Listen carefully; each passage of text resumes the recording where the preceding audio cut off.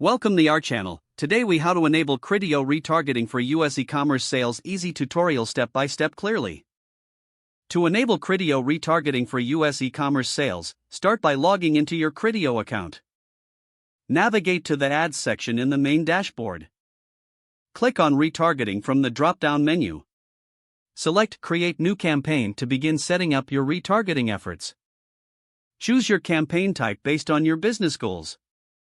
Set your campaign name to easily identify it later.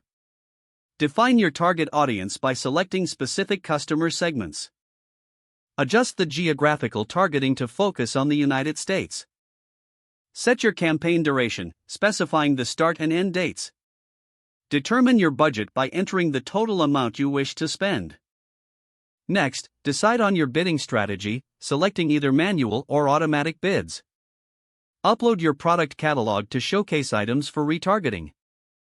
Ensure that your product feed meets Criteo specifications for optimal performance.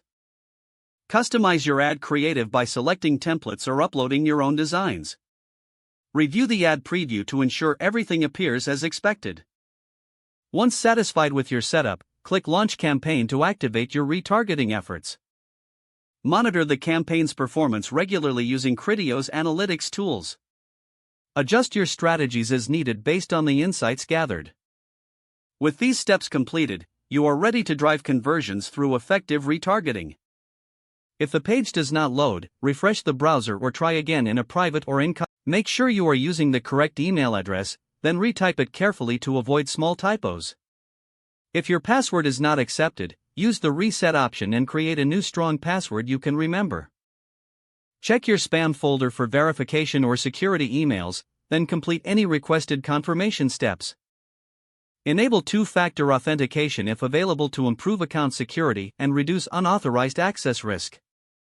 After signing in, review your profile details so your contact information and settings are accurate and current.